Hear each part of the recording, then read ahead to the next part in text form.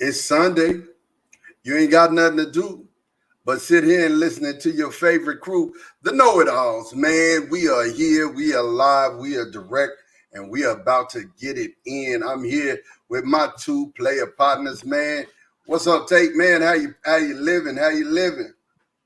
Ma, what's good, man? I'm all right, man. Can't complain. Just, another chill Sunday. Been around the crib all day. They have nowhere to go, nothing to do. Watching some basketball, looking at some YouTube Steelers, videos to get up on everything that's current right now and watch some NBA. That's about it, man. I like it. I like it. Timothy Lyons, I see you. Please never quit your day job because you would not make it as a comedian. What up, G? How you doing, man? What's cracking, man? Hey, y'all, listen. Official announcement. The Know-It-Alls podcast is officially on Fans First Sports Network. I said in the live chat already, we thank you guys because we would not have been able to do it without our live chat.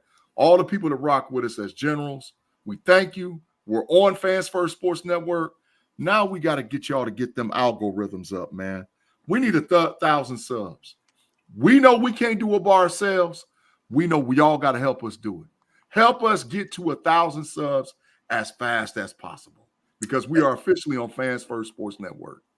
I like how G said algorithms. He pronounced all the syllables. Go. Hey, man, we gonna get to it, man. We're gonna get it cracking, man. This show, like I said, man, on like G said, it's on Fans First Sports Network. We're about to get it in, but make sure that you like and subscribe on Facebook, subscribe on YouTube and Twitch so that when we go live, you'll definitely get those notifications. And man, it goes a little something like this.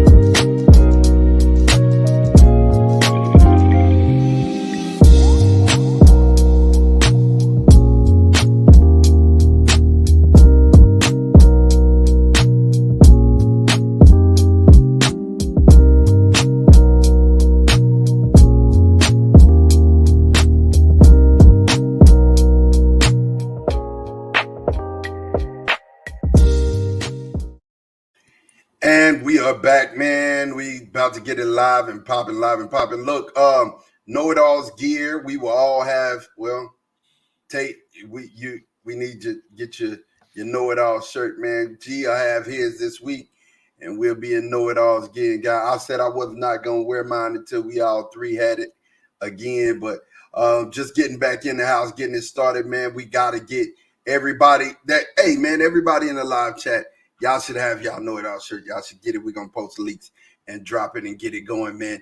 Well, let's talk about this, man. Look, we talking money. The NFL increases the salary cap almost $30 million from $224 million, $224.8 million to $255.4 million.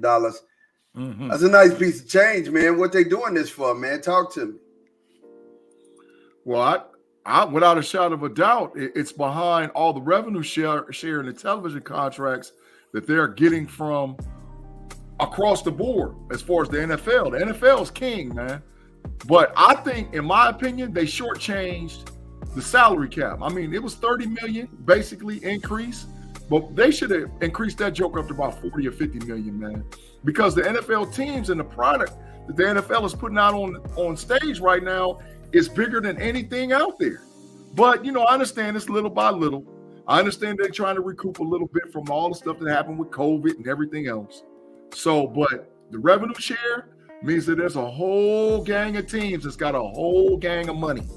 So you're going to see some dudes get cut left and right to make they teams where they got big pots of money laying around. And you're going to see some dudes that are teams that need to get under the cap. That's what I'm thinking. Yeah, well, does it help the teams that need some more money, to be able to make some more moves? Does it help? Yeah, absolutely. Absolutely. I mean, I think Tate got the stat pulled up where it show how many people is under the cap and where they if not. If not, I'll get it pulled up myself. But there are a lot of teams, man, is way under the cap, man. I'm talking about there's teams that's got $80 and $90 million sitting around being able to do something with all that bread, as far as cap space is concerned. So, bro, it's gonna be some teams, some of these bottom feeder teams that you've been thinking and saying and seeing that's been scrubs forever, man, they about to be out there hitting, man. There's gonna be some of them bottom feeder teams, and Mod, what the scenario we've been on, and Tate been with us on this too. Mm-hmm. Team, the window is about to close. If you don't make big moves this offseason, if you thinking you right there close to the contention, you better handle your business with this draft and this free agency, or you might be adios muchachos, man, for the next season. Where they saying like teams like the Cincinnati Bengals and other teams like that, you better handle your business, bro. Because if not, you're going to be cooked. Right. So, man, when I look at it, honestly, bro, it's like I said, when we're talking about the salary cap and the draft, which we're going to get on a little bit later, this is where you're going to have to build your team, man. This is where you're going to, I'm going to tell you, I'll say it like this. The best owners and the best GMs win at this point. That's it. From this point on, the best owners and the best GMs will win out. You're going to see good owners and good GMs that's work together and they have good symmetry together. You're going to see their team just start to roll, right? The other ones, not so much. That's why it's important to have a good GM and a good leader rolling with you so that way they can put pieces in play. Talk to me, Tate, man. How you feel about this? How you feel about the money grab? Hey, man, teams went from 224 million salary cap, 224 point some, 0.7, 0.8, to a little over 255, 255.4, I believe. But that's an additional $30 million. So just as of the salary cap increase, Big G was right. It's completely about the shared revenue. I mean, you got NFL with games on, as always, CBS and Fox, ESPN, ABC, Amazon Prime. Big facts. They are. So they're doing a lot of different stuff. I'm probably missing somebody too. When Peacock is NBC, yeah, everybody wants some of that NFL. It's the biggest, best. Peacock. Yeah, it's the biggest, best watch on TV. Yeah. Now, to talk about some of the teams, there's 5 teams with over $70 million in cap space right now. Oh, God. That's the Commanders, the Titans, the Bears, the Patriots, and the Colts.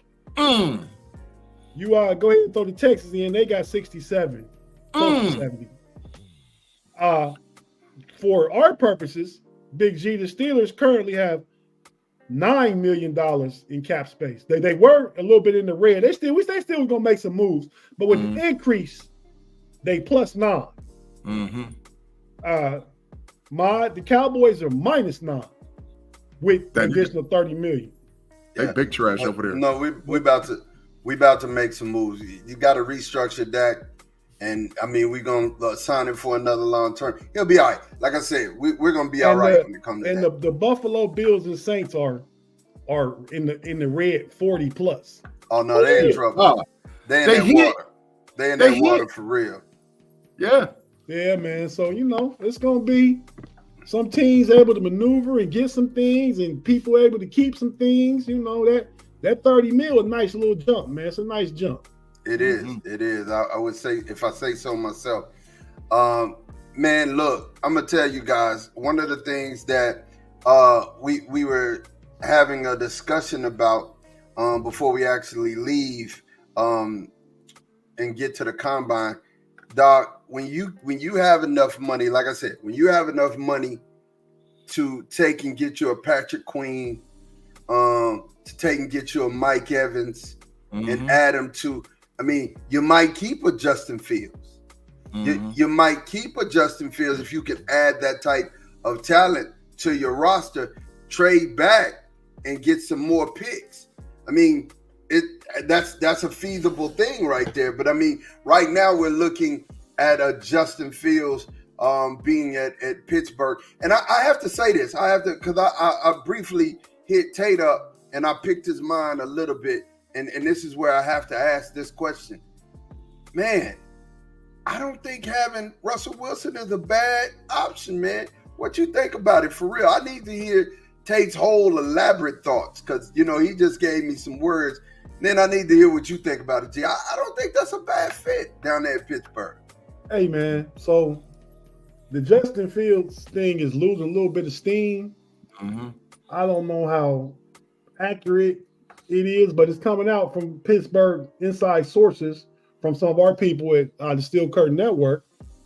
So I don't know. I would hope the Steelers would aggressively pursue Justin Fields if all it would take is a second-round pick. But like I told Big G, and I've said on the Steel Curtain Network on our show, I said, I want Justin Fields. I'll take Russ.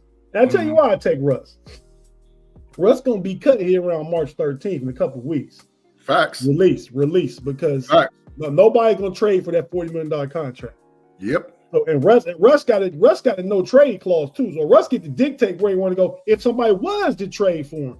Facts. But they not going to trade. Nobody's going to trade for him. So he's going to get released. The Broncos going to owe him a little over $39 million. They're going to owe him. Got to pay him. Guaranteed.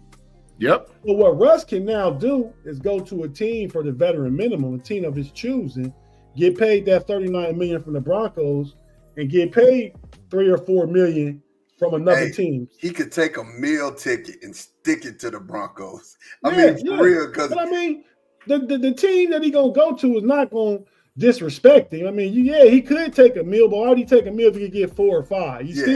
Then you add that with the 39, you still getting $44 million a year for this year. So I think the Steelers are a good fit because of that low veterans minimum price. I think on the field, Big G and Shannon from the Pump Your Brakes podcast been saying Russ not a fit. He's not a good team player. But I think Russ has been humble since the days of let Russ cook.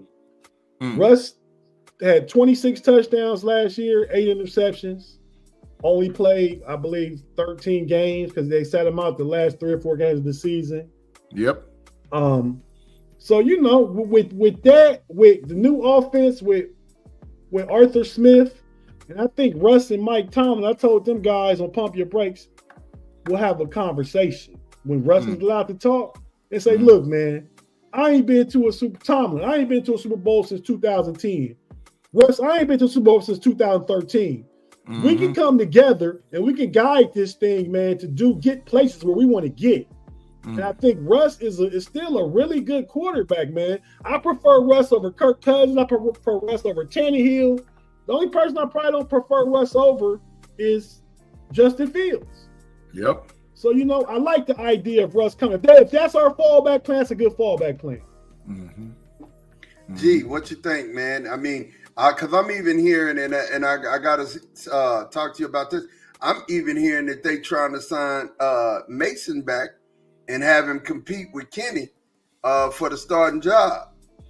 So listen, man, we can't reveal and tell all the sources and the things that we know that's going on behind the scenes, man. But believe me when I'm telling you, the KnoitAllZ podcast got connections everywhere. So I'm telling you right now, they are aggressively pursuing Justin Fields. And it might be done by the end of this week. By going into the end of this week, going into the weekend, it might be done. It might be a done deal. They're just working out all the perks. The bidding war right now is between the Las Vegas Raiders, the Pittsburgh Steelers, and the Atlanta Falcons. And from what I'm understanding, Atlanta and Raiders are not willing to come up off that pick. So option 1 is Justin for me. Option 2, now that I really think about it, and I really had time to sit on some of the things that Tate brought up, is Russie. If Denver cuts him, I'll take him in Pittsburgh. I think he's a good bridge quarterback, and I think for 2 years he can help us out until we get the quarterback of the future. Option 3 is to re-sign Mason Rudolph. Option 3. Because, and if you notice, I'm saying all of this stuff because there ain't no option for KP8. KP8 is not the starting quarterback in Pittsburgh. So if KP8 comes in as the starter, we cook, dog. We already cooked. Y'all really willing to get off of KP8? Is he done? Like, is he bad? Like, I mean, is he over with? I mean, or maybe he just hadn't had a chance. No, bro. When people show you who they are and they tell you who they are, believe them. KP8 then had 2 seasons to show us who he is. The boy, listen, Justin Fields did more in a half of a season than KP8 did for a whole season. He trash. KP8 garbage. Timothy Lyons said Fields is not the answer. Claude said that's because they letting the OSU bias come through. Put him in the matrix. Hey man. A lot of these people might be the same people that wanted to move Lamar Jackson to wide receiver. Yeah, facts. When you see upside and talent at the position that can draw a defense, that can make you put a spy on somebody, can do all this different stuff, that opens up for the whole offense. It does. Now, as far as Kenny Pickett, hey, Mason Rudolph gonna make more than Russell Wilson would get in a contract with the Steelers, and Justin Fields would get with a contract with the Steelers. And I personally think I hear Mason Rudolph is getting some interest from other teams. I don't know that Mason Rudolph is coming back to Pittsburgh. If you watch the Steel Curtain Network, Jeff and Bad came on with breaking news thing from their inside source saying that Mason Rudolph may not come back to the Steelers and that he has interest from other teams. Like the Raiders. So we can get off Mason Rudolph, man. I mean, I like him, but why do we act like a 4-game sample size and he's the quarterback of the future? Mm-hmm. All he really proves how bad Kenny Pickett really was. When you come in and get some comparable quarterback play, which Mason gave us the last 4 games, including 1 playoff game, we know what Kenny Pickett wasn't giving us. When Kenny Pickett got the new offensive coordinator, only scored 16 points in the win against the Bengals, and Mason comes back 2 weeks later and scores 34, it's Kenny Pickett that's not doing what he's supposed to do. Facts. Yeah. Big facts. Running through the jungle, B-Dirt says, I think the hard thing for Fields and the Steelers is that new contract. I'm hearing Fields won $47 million for 5 years. All they got to do is he's under contract now. We pay him what we're supposed to pay him this year, and then we extend him for 1 year. He gets this year is his audition year. If we like what we see, then we extend him. You explained it well the other night on the homies. Justin Fields gets $5 million this year. Correct. His 5th year option is $22 million. That's $27 million over 2 years. That's 13 and a half a year. So do that. And then let's see if Justin Fields deserves a $47 million contract. If he plays better than Daniel Jones getting $40 million. You know what I mean? So you got that. That's just the going rate for a quarterback nowadays is in the 40s. Yep. It is. The going rate. That's the going rate. That's the cost of doing business. You're absolutely right. Claude Bishop said KP8 is a career backup. Facts. Big facts, Claude. You might get out of the matrix for that one, Claude, because that's big facts. No, because he said something and went right back. He said Fields is not an upgrade. Get him in there. Fields, I mean, he's not. I don't understand how Fields is not an upgrade. I don't get it. Hey, Ma, don't forget, man. We gotta go to break. Yeah, we actually finna go to break, and I was saying that right as I put Claude in the matrix. He had to go. I mean, I root for you, Claude, but when you say stuff, I just can't, Man, I would love the Steelers to get Justin Fields and let all you naysayers see. And you know what? I would love if they don't get him and Kenny Pickett gets the quarterback and he makes me a naysayer, a believer. But I think the more likely that happens is Justin Fields making the rest of y'all naysayers believe. Yeah, man. Yep. Well, give us a second, man. G, take us to break. Man, we appreciate all you guys listening to us on Fans First Sports Network, the KnoitAllZ podcast. Give us about a quick 10-second break. If you're watching us live on YouTube, we're going to pause. We're going to pay some bills. We're going to talk to our friends and hook up with our sponsors, and we'll be right back in about 10 seconds.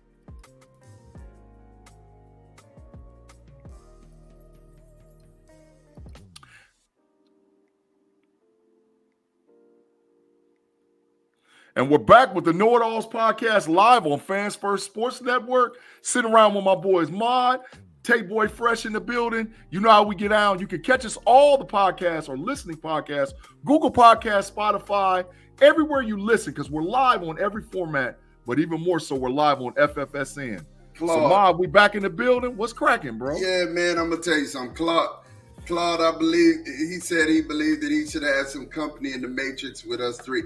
No, Claude, no. Claude, for real. Like, sometimes I give you credit. I mean, sometimes you say some really intelligent stuff. But this is why you have to go to the Matrix. This is why. He ain't worth a second round? This is why you had to go to the Matrix. Justin Fields is not worth the 52nd pick. Stop it. You know who we passed on a few years ago at pick 53? Oh, I know. Jalen Hurts. Still and we mad wouldn't be about dealing that. with no Kenny Pickett right now. Yep, still hot because we walked on Jalen. And here, Timothy Lyons, you're real close to going to go join him. The Browns have a better team. Yeah, you get close. Listen, I have no bias for Ohio State, so you can't accuse me of that. Yeah. But what I'm going to tell you is Justin Fields is not as bad of a quarterback as everybody makes him out to be. Big facts. If you put him in a good system, he will make people's defenses be compromised. If you put him down there at Atlanta, he puts stress on defenses. Why? Because he can get outside of the pocket. He can throw a good enough deep. But we know that. I mean, look, he's hitting your boy. What DJ Moore. DJ Moore. He's tearing DJ Moore apart. He had a lead receiver. You give him a lead receiver, you see he can do some elite things with him. So if you give him a decent offensive line and a running back and a running game that's going to take stress off of him inside of the offense where he can dink and dunk and then hit you over the head with a deep pass or two, he'll be all right. He's not something that we're going to say he's elite, but he's not bad. Maud, Afton said it the best. She said, genuine question. What has Fields had to work with? Receivers, O-line, coaching. That is absolutely correct. The Chicago Bears is the worst team. That's why Afton is a general. Yeah. The Chicago Bears might be the worst team in the league. But now he's going to come to the Steelers? Oh, stop it. Bro, what it is, it's a double-edged sword. We know what them Yinzers, why they don't want him to be quarterback. And I'm going to say that twice. Yinzers don't want him to be quarterback. But the deal is, a lot of people don't want him there because he know what kind of terror he going to put on the NFL in Pittsburgh. They going to put terror. They going to cause a lot of problems. I wanted to go to the Steelers, but Ma brought it up, made me think about it. If he goes to the Falcons and Big G brought up the Raiders as a potential suitor or the Raiders, they're going to be better teams for it. They're going to be killing them. They're going to be killing them. The Falcons going to win their division. If Justin Fields goes to Atlanta, the Falcons going to win their division 3 years in a row. 3 years in a row. Ain't nobody going to beat them. Yeah. And so we're talking now. We're going to switch, man, and we're definitely going to jump over here into our next topic that we have to talk about, and that is the scouting combine, man. I mean, it is on its way. It's coming. I'm excited. It's that tomorrow they will start measurements and weighing ins in the morning. Right? And then Thursday, the actual activities will start. But let me ask you a question real quick. Out of all of the combine events, which one, G, do you think you could still do and do decent in? Which one? Zero. You can't. Zero. Hey, I would be that's the trash. realest thing Big G ever said since we've been podcasting, Zero. man. Zero. I'm in my 50s, man. I'm in my 50s. I would be trash at all of them right now. Big trash. They'd have to run me out the building, bro. I already know. I'm telling the truth. Wow. Tate, which event do you think you could do, man? Like, out of all of the events? Hey, man. Just the weigh-in? Is it weigh-in? You just gonna participate in the weigh-in? Hey, I do good in the interview, man. I'll make a team want me. I can still do an interview. Oh, you can still do a good interview? You talking about the on the field drills, though? No, we're talking about on the field drills. That's what I said. I'm like, G, I'm probably worse than G, man. I went through some of 2018 and 19. I couldn't even walk for a year, man. So, I'm just happy to be walking again, let alone I'm out there running and doing drills. Like I felt like back in the day when me and Big G played football, and just as an athlete, I feel like Big G was the best offensive line because his strength and his vertical and his lateral movement. But hey, I could probably run with him, and my back pedal was better than I think most offensive linemen. But I can't do none of that now, man. None of that. I get you 12 reps, 225. I get 12? Not even that. I get you 12. Not even that. I get you 12. Nah, you get my boy the Incredible Hulk, Big Mage on here.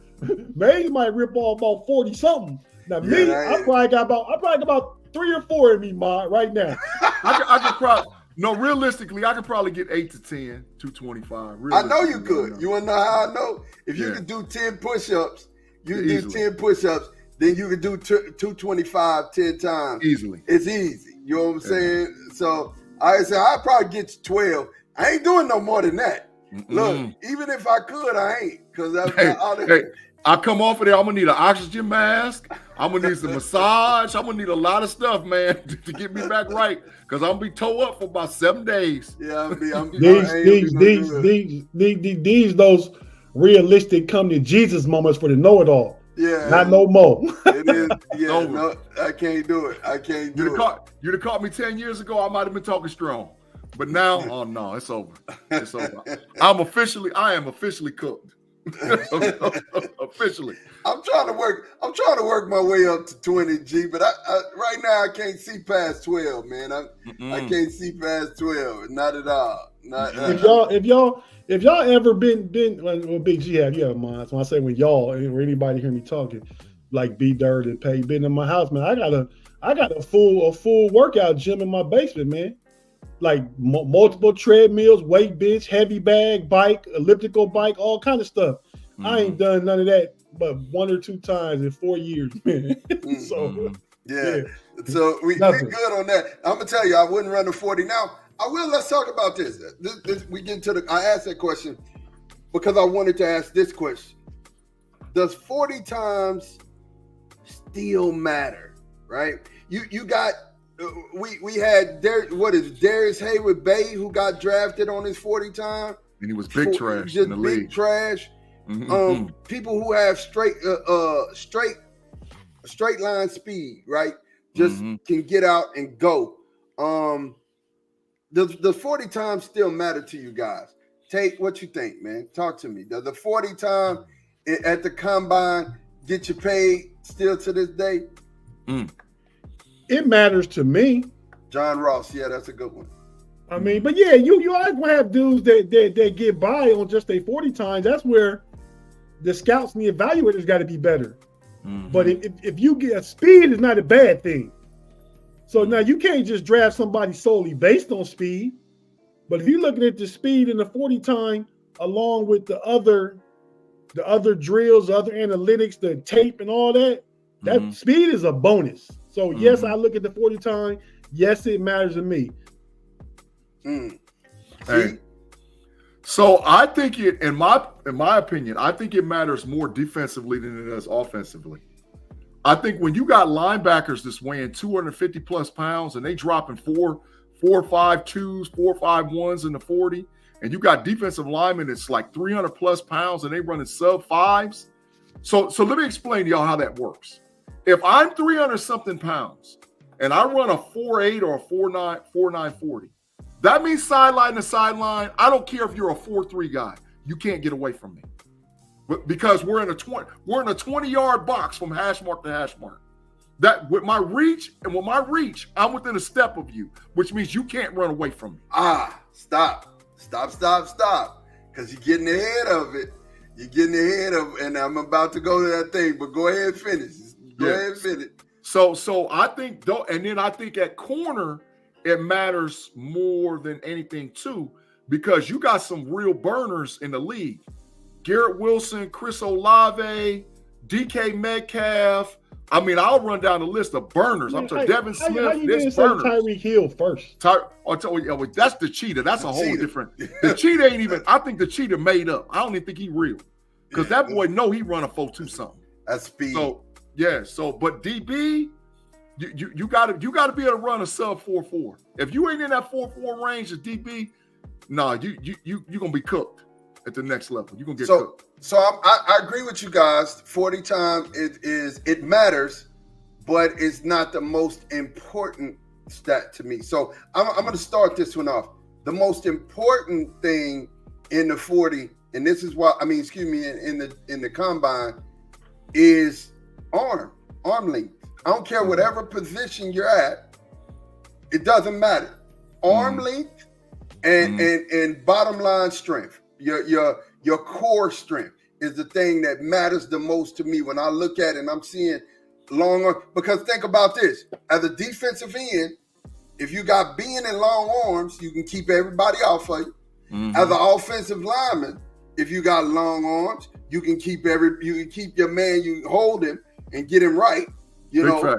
As a defensive back, if you got long arms and you run a 4.5 or 4.49, now, the things that you can't make up with speed, you got with your reach. You know what I'm saying? And as a wide receiver, it increases your catch readiness. What do you guys? What's y'all's most important thing? And I'll start with you, Tate. What's your most important thing that you look for when you're doing the draft or you're looking in the combine? Across all positions, I assume we talking about. Yeah, across all positions. Man, I probably like the individual drills that's applicable to your position. You know what I mean? Like for the wide receivers, I like watching the what's the drill called when they run across the field catching balls and turning back and forth? That's the hands drill. Okay, I don't know if that's what it's called specifically, but I know that's what I'm talking about. That one. And some they're catching the ball here, catching the ball here, the ball here, and then getting up because they're trying to see if you can stay on the straight line, catch the ball, and then get up. Yeah. So that's just an example of for the different positions, whatever their specific individual drills are for their position. That's what I'm really looking at most. Like the cone drills, and the cone drills for the linemen and the running backs. Yeah, the bag drills for the linemen, both offense and defense, to show some of their lateral agility. The shuttle drill. Okay, if that's what it's called, yeah. So those different things for the tight end. I'm looking at the same pass catching drills, but I also like to see him on that sled.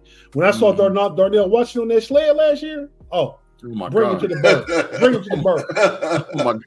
Oh my God! I almost fainted when I saw him. Oh my God! I like that tape because again, that goes to your core strength. You got to be strong in that core, in your bottom half, your legs, your core, and then long arms. G, give it to me, man.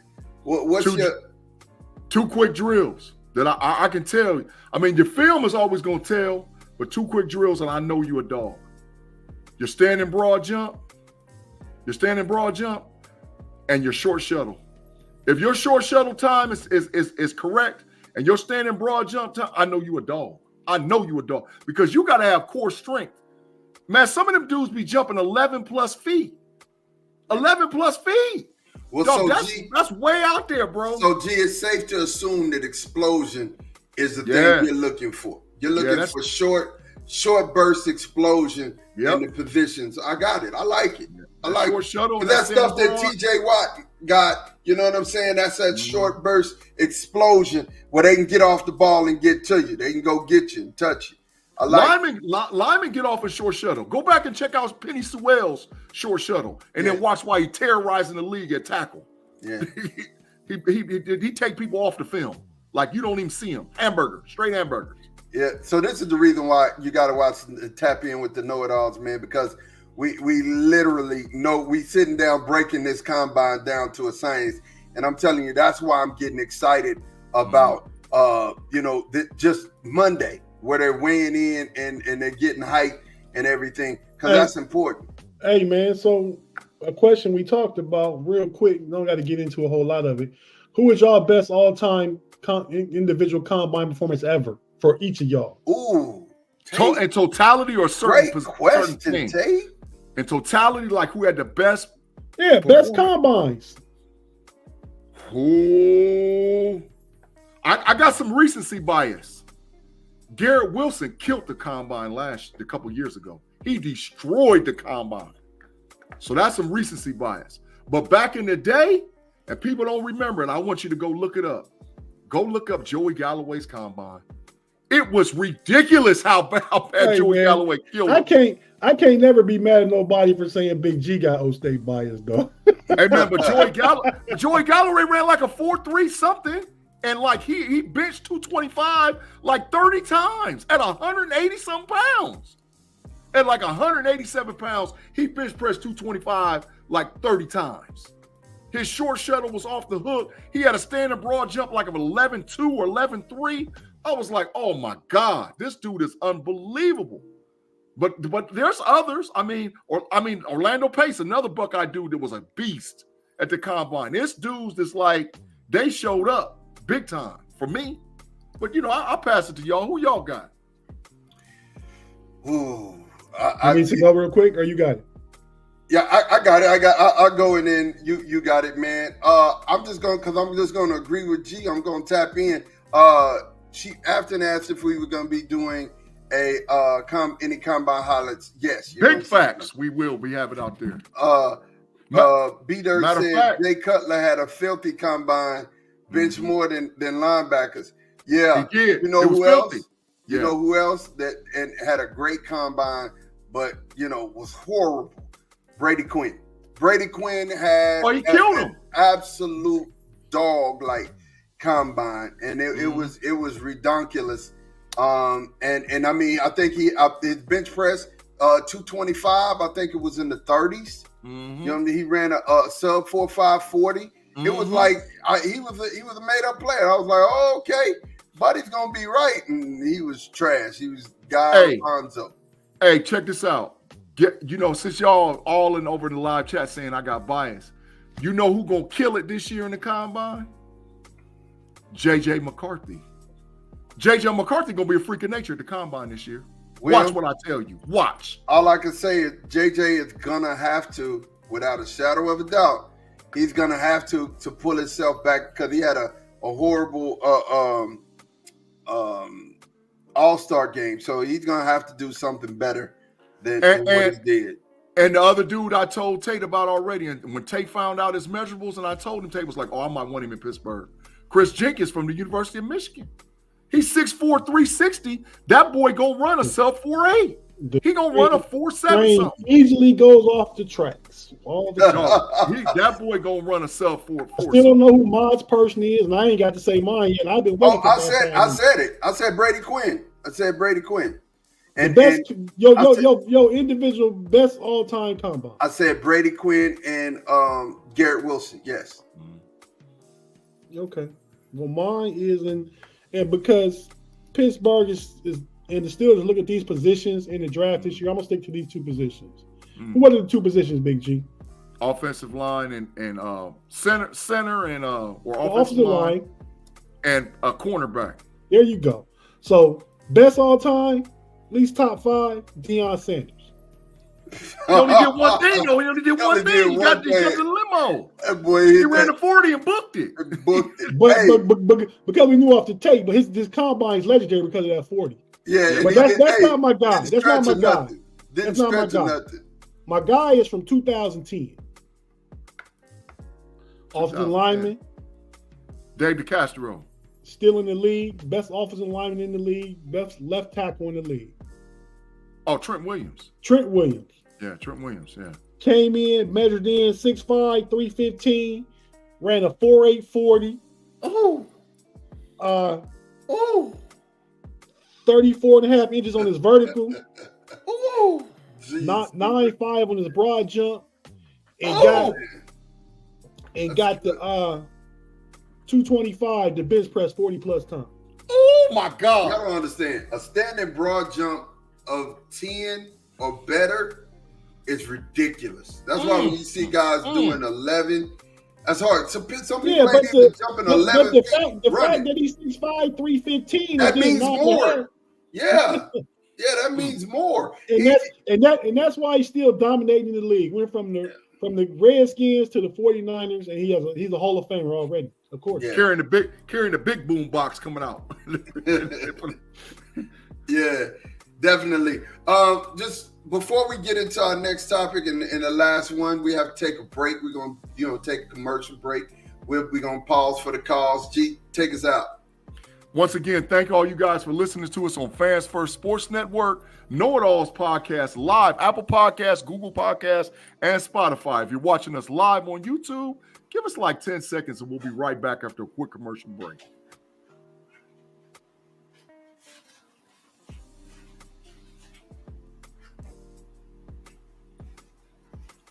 After the pause for 10, we're back in the building. KnoitAllZ Podcast, Tate Boy Fresh, Mod, and Big G sitting around talking sports.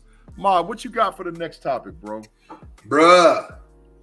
U.S. District Judge Clifton Coker, Tennessee Eastern District, said NCAA cannot enforce NIL rules, which will ban student athletes from negotiating compensation with outside funders. That's big, bro, because I'm going to tell you, and we put this up here so you can read it. I'm going to tell you what's really bad about this whole thing is it's the Wild Wild West still, right? And when you can't put no restrictions on this, you're going to see people, doing things that are going to, get them in trouble, or really gray area things that are going to end up coming back to blow up in their face. I also say, because let's talk about, we got the EA Sports college football game coming out, and name, image, and likeness is going to be huge in that, right? I also say that this was a necessary element, and I think, I'll put it like this. This ruling is going to affect everything moving forward. Even high school athletes are going to be getting NIL at some point, because they're saying that the NCAA cannot govern NIL. So if Tate wants to pay a player, $100 to come and do a commercial, they can take that $100. They can take that, and they would be well within their rights to do so. So, man, tell me what you think about this, G. How do you feel about this? Well, we all agree that football is king, right? We all agree football is king. So this is college football being king. College football is king, and it's going to make so much money, it's ridiculous, over the next 3 to 5 years. And I think even more so, the rich is going to get richer. But they're eventually, in my personal opinion, going to have to do something. Because when you have, so like at Ohio State, we got a brand new president, brand new athletic director, right? And these folks is talking about the 1870 Foundation for like Ohio State. They dropped in NIL money just this last season to bring everybody back close to $23 million. Man, that's a mini NFL franchise. That's the highlight guys. And I'm quite sure that was going on like in Georgia, Michigan, Penn State, Notre Dame, Texas. It's going on at these top feeder schools. So when is enough going to be enough? I don't know if enough's ever going to be enough, because people can make what they make. So the rich is going to get richer, and the schools like the Toledos, the Akrons, the Bowling Greens, man, that might be adios muchachos for y'all, bro. So they're going to have to break the divisions up. Gee, I got to say this, man. We got tired of seeing the same 6 teams rotate and or the same 4 teams rotate and be in the playoffs, bro. So why? Say it again. Why? You didn't get tired of seeing the same 4 teams in the playoffs? I think here's what I'm saying. I think the NIL leveled the playing ground. Think it leveled it. Tate, what you think about this, man? Talk to me. NIL did level the playing ground. But it's still not level or fair completely, because it leveled it because kids go to some schools and get, if you're a 4-star kid you can go to a school of less notoriety on the college football playing field level and get money. But the bigger schools, the Alabamas, the Georgias, the Texas, the Michigans, the Ohio States, they're gonna be able to pay them kids more money. So Oklahoma could give a kid some money. They can give a kid as much money as some other schools. So they're gonna get the 4-star people. The 5-star people can go where they can go and play. So the competitive balance is not fair if one school can pay more for a player than another school. But this is the caveat, and this is why this Judge Clifton's Corker's ruling was important. If I could talk to Tate, who is a benefactor for the University of Akron, and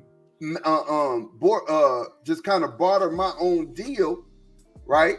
I'm gonna go to Akron anyway, because Tate is saying he's gonna give me, $20,000. My family need $20,000, so I'm gonna go. I'm a 3-star recruit. I'm gonna go. I can broker my own deal. So these guys who might not have the big money to pay the 4 and 5 stars, but with the parity of the transfer portal, and then being able to pay a couple folk, you can get a good team, bro. Like you can get a good team. You can get a good team, but you ain't getting no confetti. That's what we talking about. Yeah. Akron ain't getting no confetti, no matter who they get. Who they can pay. They can pay somebody $1 million, which would probably be a whole lot of money for Akron. They're not getting to no confetti game. They're not getting to no natty. I agree. I agree totally. How can we say that when Boise State did? Boise State never played. Boise State wasn't no great college. They came out of But Boise nowhere. State didn't go through a playoff, man. And Chris Pierce is a good coach. They didn't go through no playoff. They played their schedule. They played their schedule. They got ranked really high. But if they had to go through what it is now, go through a 12-team playoff, they're not making it. Well, Utah, when Urban Meyer was coming up, that's if you give they not making it in these big confetti games. They can have good seasons in the Pac-10 for Utah. They can have a good season, be 11-0, whatever they was. They not you don't ever think that you could get enough transfers in and just enough people on the payroll to be competitive. You will see with your boy Prime. He living in the transfer portal. Not gonna make a difference against them big Hawks. Not gonna make a difference. The deal is they're gonna have to separate the levels of college football. I think you could probably have 64 to 75 teams that they should be considered the upper tier, and then everybody else is like, lower tier. But it's still, to me, it's still good because, like how you said, Mata, Akron or Bowling Green or University of Toledo or a smaller school or North Dakota State University, schools like that can get guys and pay them and be Liberty. They'll get smashed, bro. They'll get smashed. Man, what are you talking about, man? You can put the JV team in and beat them. What they gonna do this year? They're gonna pick one team, the best team of all the little small teams, and put them in the 12. And they gonna get smashed. And you're gonna see that every year for a few years. They're gonna be like, "What are we doing? We're not putting a good 10-2 Penn State in because Liberty made it. Come on, man. You want to see the best play the best. I don't care what kind of season Liberty have. They not the best. Nope. Yeah. And you might not see it this year with the change of the 5+7, but that's a whole nother conversation. Yeah, I'm being an advocate. I'm just stirring the pot a little bit. Tate, I understand what you're saying. You make sense. You make sense, and I'm gonna borrow that saying from here on out. You're trying to get to the confetti. You know what I'm saying? If I can't get to the confetti, I like that statement. I like that statement. Confetti. I like that. I like it. Get to the confetti. Hey, I can't take credit for it. That's Coach Tomlin, man. The Super Bowl, the confetti game. Yeah, you're trying to get to the confetti. I like it.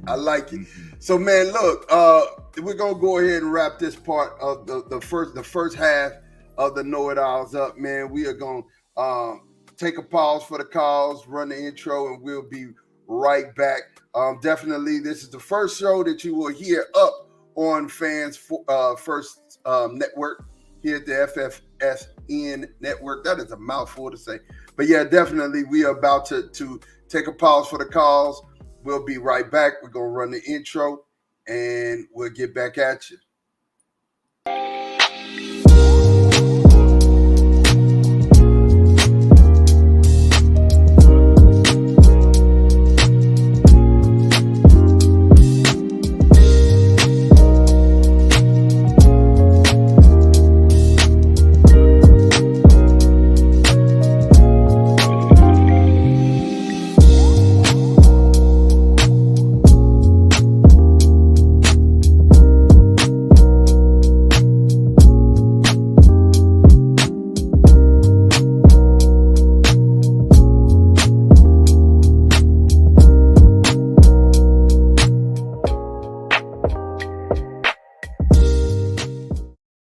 And we are back here with the KnoitAllZ podcast. Listen, part 2, we're going to turn up the heat real quick and we're going to meticulously get through a couple subjects because we know it's March Madness time. March Madness is in front of us. March Madness is about to be around us. As a matter of fact, birthday's coming up March 1st. Yeah, man, I own the whole month, so I'm excited about March Madness and the month. My bracket is going to get filled out this year, but I'm going to tell you, if there's brackets that are about to be busted, they're going to be busted this year. Listen, there are too many number 1, number 2, 10 seeds, 12 seeds that are getting beat by unranked teams. Big facts. You know what I'm saying? And you got to understand that it's because, number 1, the transfer portal, the parity has made, you ain't got another 5-star on the bench. Like you ain't got, 7 5-stars on one team. You don't have that anymore. 10 5-stars on one team. You may have 3 or 4 5-stars on the team. And consequently, Duke's 5-star center got hurt on a celebration. Against Wake Forest. Wake Forest, yeah. Against another unranked team that beat them. And, they stormed the court and they hurt Duke's center. He had a sprained ankle. Doesn't look like he's going to be out of – doesn't look like he's going to be out for a while. Just looks like, he has a tender ankle. But, I like Claude. I hear what you say. That's a lot, man. See, but Claude be calling me biased. He big biased with them, too. I'm just going to say it like this. Out of here. Tar Heels are good, but beating Connecticut and there's some teams out here. Purdue, there's some teams out here. Kansas, man, it's a lot. It's a lot. But what we're saying is when we're looking at these, number 1 seeds and who we think is going to get to number 1 seeds, I could just tell you right now, just real quick. I'm just going to tell you. I don't have any confidence in anybody at this point. You can look through the whole 25, and people are going to get beat. People who you think is not going to get beat are going to get beat. You know what I'm saying? So, you can have your favorites running in here, but they're going to run out real fast.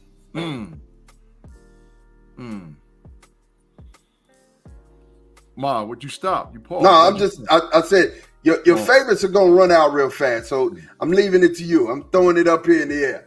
Oh, I want Tate to grab it because Tate been on college basketball. I didn't start watching college basketball real tough to about 3, maybe 4 weeks ago. But Tate been on it from the jump. So I want to hear what he got to say about college ball this year. Hey, man, Mod is right. The parity and everything in college basketball is at the highest level it's probably ever been. You know what I mean? Like, I don't know how many number 1 teams there has been this year, but there's been a lot of number 1 teams. But for the purpose of the exercise, I'm gonna tell you my 4 number 1 seeds. Or let's just say who I picked, the 4 I picked to go to the Final Four without knowing nothing right now, right? We don't know the brackets. We don't know who win the conference championship or nothing. I'm telling you, the 4 teams I'm looking at right now to do something, who's going to win player of the year for me. So I got to go with UConn, right? They got the best number 1 right now, best record in the country, all number 1 votes. Yeah, there's some dogs. Really, really, really good team. Houston off them getting that win yesterday at Baylor. Mm-hmm. I like Houston. I like I'm gonna go with my dark two. I got two dark horses because dark horses can get in there now, right? Right. Mm-hmm. Give me Marquette, man. Oh, I watched them play the other day. Yeah, they nice. Gritty, grindy team. Mm-hmm. My boy, the coach, man, what's his name? Shaka Smart. Shaka Smart. Shaka Smart. Yeah. Yeah, man. I like the way that grit and grind mentality, man. And they got good guard play. I think they win a lot of games in the tournament, man. And they play defense. Shaka Smart will go 94 feet on you. Quick. Yep. Quick. Got a nice 8-man rotation, too, man. Got a nice rotation. And Big G. My last one, sleeper. Rooting for him. Close to home. Little school. I promise you, I know you're talking about. Well, say it for me then. The University of Dayton. They some there you dogs. go, Big G. You got it, Big G. Hey, I watched them the other day. I was like, oh, man, they can win a tournament. They can win a tournament. They can win a tournament for real, for real. They nice, man. Them my four. And then player of the year, coming back for the repeat. Oh, might get his team pretty deep in the tournament. Zach Edey. Big boy from Purdue. Automatic double-double.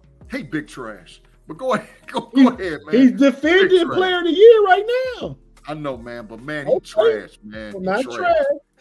But I like him. If he's a Big Ten player of the year, that's maybe the second best conference in the country. If you win that, you got some claim to it. You can claim something. They get put out every year though, man. They going. I promise you, they going out first or second round again. Claude, you can say whatever, but that's that biased Carolina. But Purdue going out first or second round. It happened every year, man. It happened every year. Every year they be adios muchachos. What you saying? They getting put in the matrix? Man, look. Because I told him about it being Carolina having bias for Carolina. Man, look. Or because you said Edey trash. Edey big trash. I bet you Edey ain't a first round NBA draft pick. I bet he is. Okay, we'll see. I bet you he is. I mean, he's 7 foot. Can't coach 7 foot, man. He's 7'3". He's 7'3". 7 foot. Yeah, he's 7'3". You know what I'm saying? He's not Shaq. Let's put it like that. He's slow. He's not a Shaquille. He's not slow. As Big G say, a Shaquilicus O'Neillicus. He's not slow. One of them. You know, that's a monster that's never been. In fact, Shaquille may be one. He may be the greatest all-time basketball player ever. He was just like that. But when I look at this tournament, I only thing that I can say is the Big 12 will have nine, maybe 10 teams. No, you bet me 10 plus for the 30 minutes. Don't try it, buddy. I said 10. I said 9 to 10 for the corner time. No, I said 9 to 10. Because at first you was out there talking about 12, and I was like, I said maybe 9, 10. I stick to my 9 to 10. I stick to my 9 to 10. 10. I stick to my 9 to 10. I got it on video. Because right now you got Houston, you got Iowa State, who's ranked number 6. You got Kansas, who's ranked number 9. Baylor, who's ranked 11. 4. Yeah. You've got BYU, who's ranked 25. Texas Tech, who's ranked 23. They'll get in. That's 6. Right? That's 6.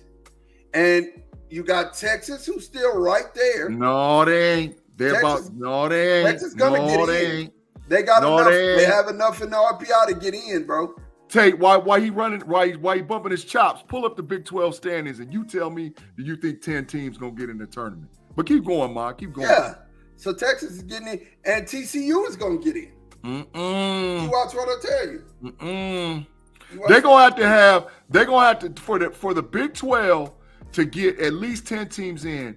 You're gonna have to have 2 teams that are in between that 8 and 10 ranking in the current standings make a big time run in the tournament. How many miles say? How many miles? 10. He said 10. 8. I said 9. So you bet 30 minutes for 10. I said 9 to 10. I bet 30 minutes. Go pull it up. Pull up. You got Houston 2, Iowa State 6, Kansas 9, Baylor 11. Texas Tech 23, BYU 25. That's 6. You got TCU with an 8-6 record that's ahead of Baylor in the conference. Well, tied That's with them. 7.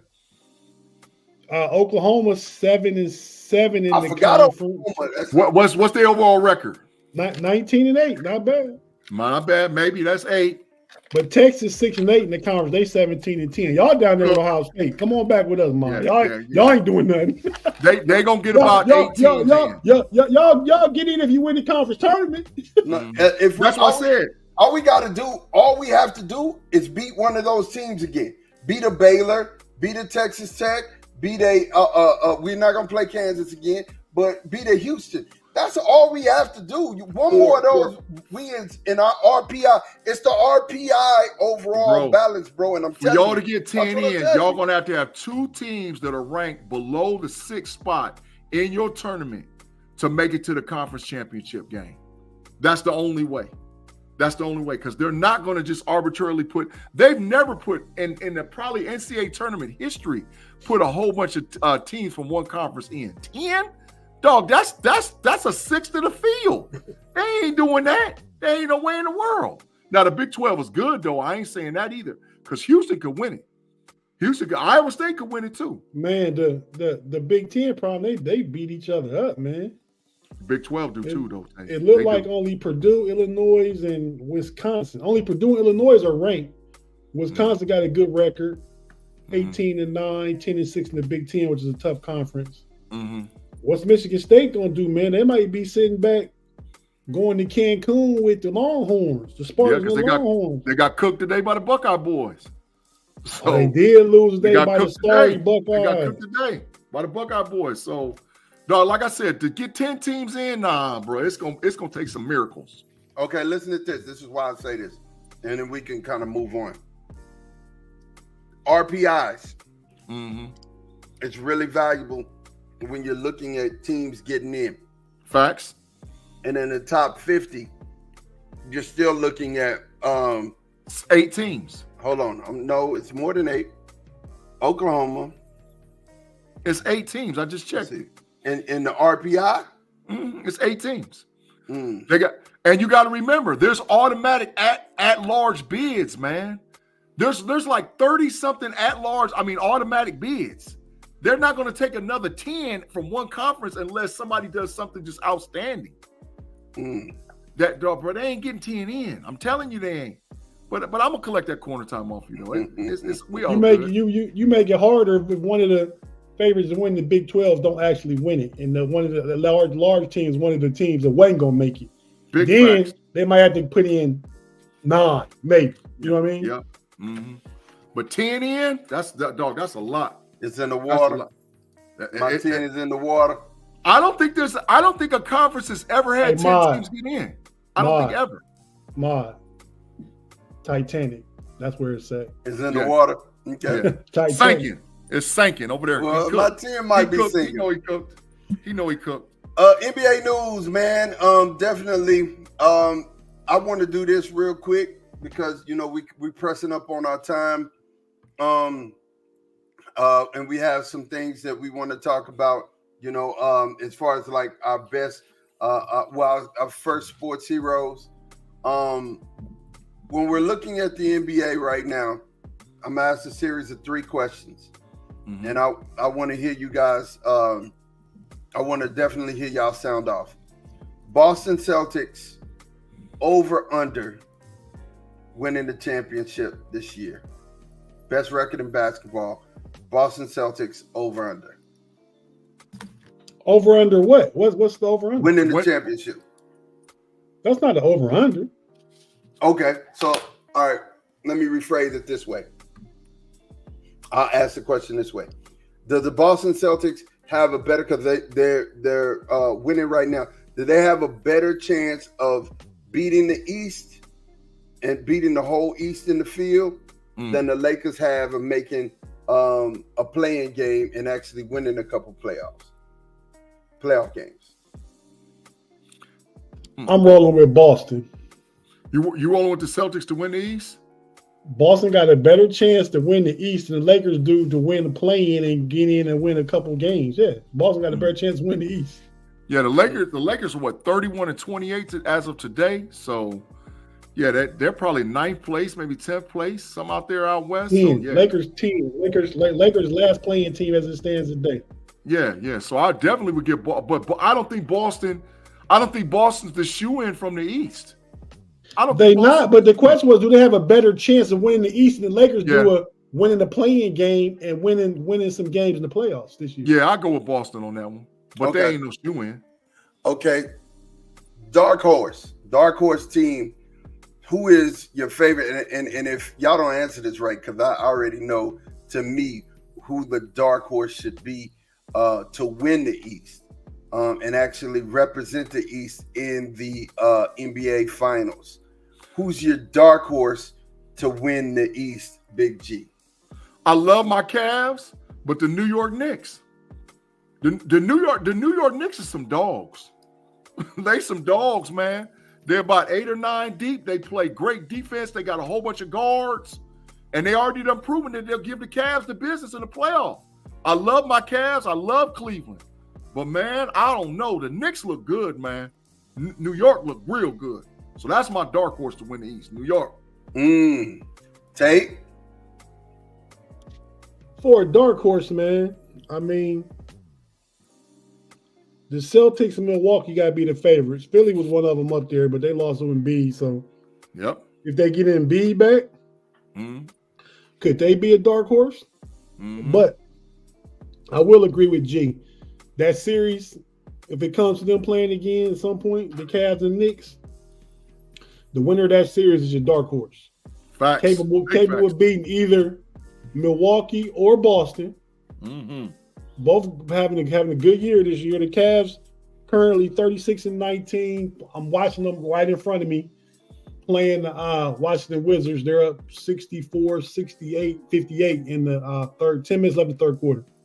But those are dark horses, Big G. I agree with you. All right. So my last question, and I gotta ask this, has Kevin Durant done enough to cement his legacy in the NBA? What do you like, Hall of Fame legacy, or like the Hall of Fame in basketball is top 10 player legacy? Yes. Has he done enough to cement his legacy? In other words, we were talking about this, and I was having a discussion with Sensei. I was having a discussion with him, and he said it this way: if you're telling the story of basketball, can you tell it without Kevin Durant at this point? He's not a top 10 player as of this all-time top 10 player as of today. If he gets another championship with a Finals MVP, there's going to be a strong discussion for Kevin Durant joining the top 10 greatest all-time basketball players, because he's had a great career as of this point. But as of today, no. Steph is definitely top 10. Giannis is, so I got Giannis right above KD as far as like being able to push into that top 10. Steph's in the top 10. So, but if KD gets another chip with a Finals MVP, yeah, you got to have that conversation. You got to have it. That's my opinion. Tate? Man, KD was on a trajectory to be considered one of the all-time greats, but he kind of, I don't want to say gave up, but he kind of gave in to that feeling of needing a title, right? So he went to Golden State. After Golden State just came from down 3-1 and beat them, he goes join them, and they had to do that at that time, because that was mega Bron time right there. Facts. That was mega Bron time, and Golden State knew it. That's why Draymond and Steph and the boys went over to Long Island, set up a meeting. KD, come on, man, come play with us. And they won 2 championships in a row. And KD was MVP in both. What? Put Claude back in the Matrix again for that comment. Go ahead, Tate. Go ahead, bro. But put him back in. KD went there. They won 2 chips. KD probably was the best player on that team. He was Steph there. But now as we get further away from them titles, man, Golden State has won one more since then, right? Mm-hmm. I mean, Steph is higher on the list for me than KD. Mm-hmm. And I would go Giannis too. So in the league right now, on the list higher than KD is LeBron, Facts. Giannis, Big facts. Steph. Big facts. Those three players are higher than KD on the list of greats right now. Correct. Others coming after him, but KD still is fourth in the league right now. If you're talking about right now, who's on that list? Yep. So is KD a top 10 right now, Tate? He top 10.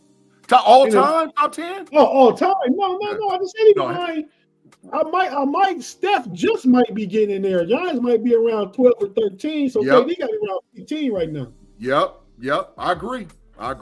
Yeah. So yeah. Now he ain't done enough, and the further he gets away from Golden State and not winning the chip of his own, where he helped them win. He was the reason they won, but that wasn't his team. We never look at that like, oh, Golden State was his team. He got to take Phoenix to the chip. Yep. To the LOB, the Larry O'Brien. Big facts. So last question before we get out of here and talk about our sports greats, and this is our parting shot. Ant-Man over Ja. Which one? We taking Ant-Man or Ja? Or Ja Morant? Player? Ja Morant and Ant-Man? Yep. Out of Ant-Man and Ja, who you taking? I'm taking Ant. I like Ja, but Ja got too much off the court stuff, injury stuff. Ant-Man, man. Ant-Man balling. But even then, I agree with you. I'm taking Ant too.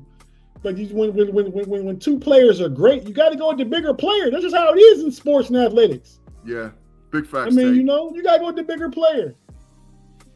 Oh, you see back to the Matrix for Claude. I'm gonna join Claude on this one. I'll take Ja.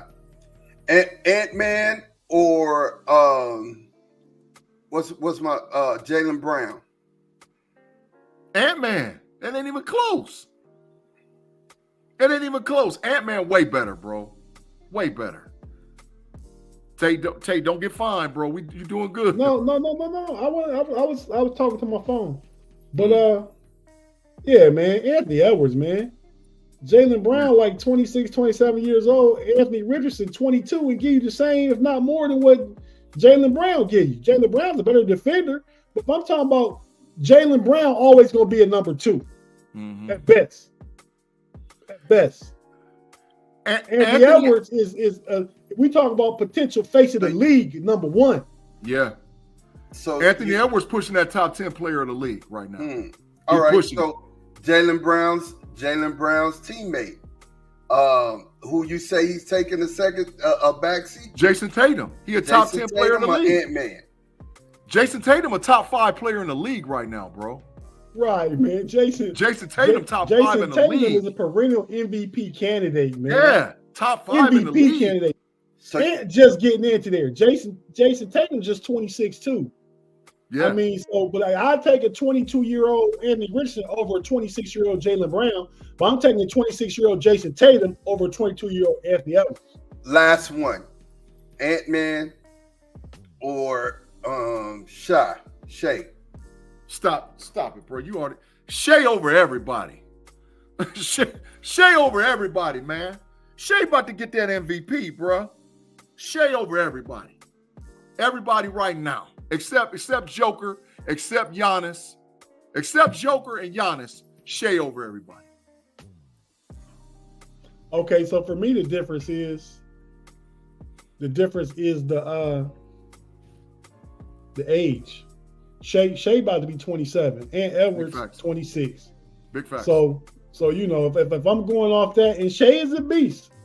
I've never disagreed with Big G on that, but he can't Claude right there. You can't call Luka trash, but that don't mean Shea not a dog, because he is. Yeah, but I would take Anthony Edwards. Again, we going size again, and I'm going age. So I'm projecting outwards from right now. Give me Ant. So you take Ant-Man over Shea. Yeah. Love it, love it, love it, love it. So all right, Ant-Man a dog. Ant-Man a dog though. Tate, we definitely finna start our parting shots here, man. Definitely if you can navigate and kind of talk us through what we're about to talk about.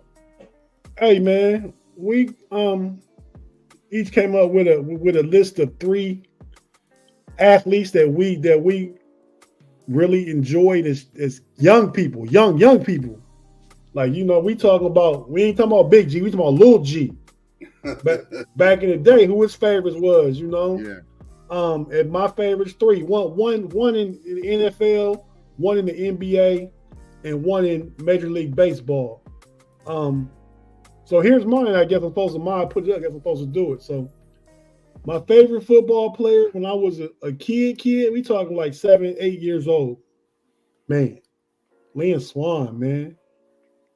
Yeah, Lynn Swann was my guy. Pittsburgh Steeler, Hall of Famer. Numbers aren't what they would be in today's game because let's face it, they just throw more. That's why receivers have more receptions, more yards. Defensive players have more sacks, more interceptions. The ball is in the air a lot more. But what Lynn Swann did for his team, some of those acrobatic catches, big catches, and big moments in Super Bowls, hey, that was my guy, man. Lynn Swann was my guy. Basketball, NBA, come on, man. The doctor, man. Call the doctor.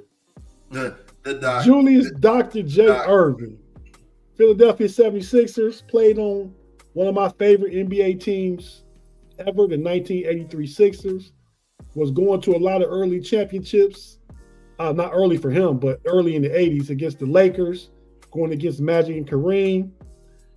In 83, they got Moses Malone. They took it that year, going to a lot of Eastern Conference Finals versus Larry Bird and Robert Parrish and Kevin McHale. His ABA days. When we talk about me recognizing Doc, and this what made me think of this topic to share with the guys. We celebrated Dr. J's 74th birthday, man. Yep. Happy Dr. birthday, J, Doc. 74, the February 22nd, turned 74. Happy birthday, Doc. And then Lynn Swann, 72. So these guys are old. Some of y'all young folks might not even remember them, man. And then for baseball, man, my favorite player as a young person was Dave Winfield. Dave Winfield is 72 years old, will be 73 later this year. He was drafted to the NFL, the MLB, and the NBA. Big dog. His time with the Yankees, what I'm talking about, he was a right fielder, a great right fielder. Some of the catches he used to make. He was one of the first players I saw like put cleats in the wall, run up the wall to stop a homer. Yep. Yep. And he had a heck of a bat. So, and playing for that brand that is the Yankees. Oh man, when I was a kid, that was my guy in baseball, man. So yeah, those are my 3: Lynn Swann, Dr. J, and Dave Winfield. Shout out to all the OGs, man, because these cats is all 70 plus, man. Yeah. Who Thomas say? Well, back that up. Thomas said MJ Griffey and Dion Prime. Ooh, okay, I can respect that. After said Hines Ward, little young fella. Yeah, after said Hines Ward, Jordan, and George Brett. Ooh, yep. George Brett acting. Yeah, Claude said Greg Lloyd, Magic, and Roberto Clemente. Oh, yeah. Magic was up there, Claude, but I remember basketball before Magic was in the NBA. I remember Magic that couple years at Michigan State. Hey, Ma, look how Tate got my little fella picture up there in the corner. He got my little fella, the little G up there in the corner. I got a picture where we look just the same. I know ridiculous. It, man. I know it. Hey, so like my big 3, man, all time, man. I had 4, but Tate said I had to cut it down to 3, which is fair for the exercise, man. But Franco Harris, man, was the first dude that I actually looked at the television set, looked at the screen, and I was like, man, I want to be like Franco, dog. When all these other people was out there talking about, I want to be like Mike and Mean Joe Green was throwing the jersey for the Coke and all whatever else. I watched Franco and I was like, man, dog, he is the greatest football player I've ever seen in my whole freaking life, man. And he made me love the Steelers, man. I mean, they had greats like Terry Bradshaw, Lynn Swann, Mean Joe Green, Mel Blount. I mean, the list, Jack Lambert, the list goes on and on and on and on.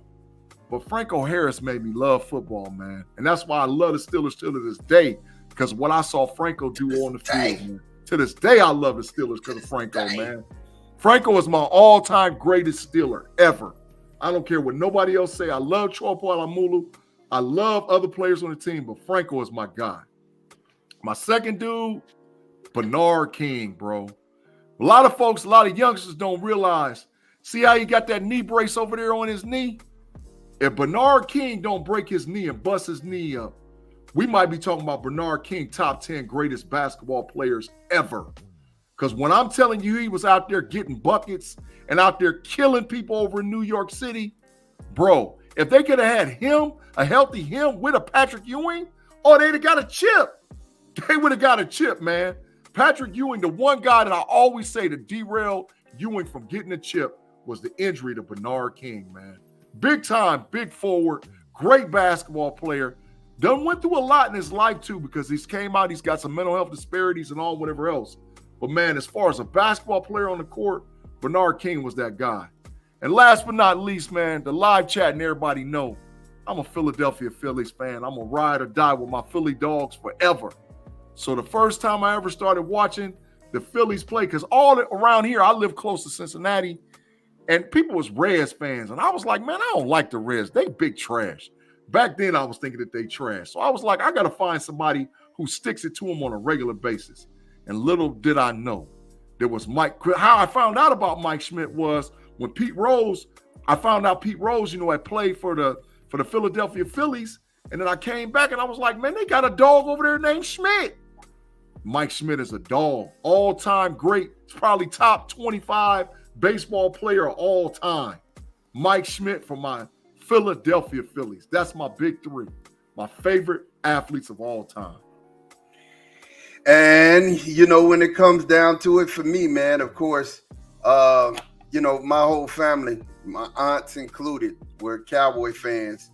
And, hey, man, on Sunday, you watching the Cowboys, wasn't nobody better than Tony D, man. Tony D picked him up and put him down, man. Until Emmitt Smith came, Tony D was the greatest Cowboy running back that there was, man, hands down. Nobody could touch him. That's my guy.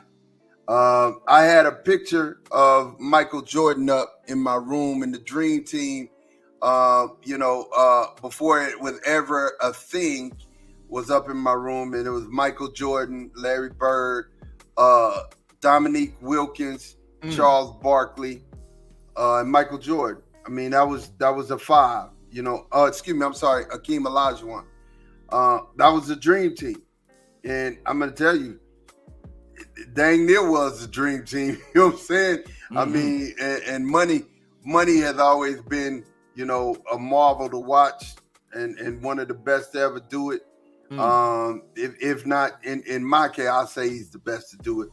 And then Ron Gant, man. I was gonna say Kenny Gant. Kenny Gant played for the Cowboys.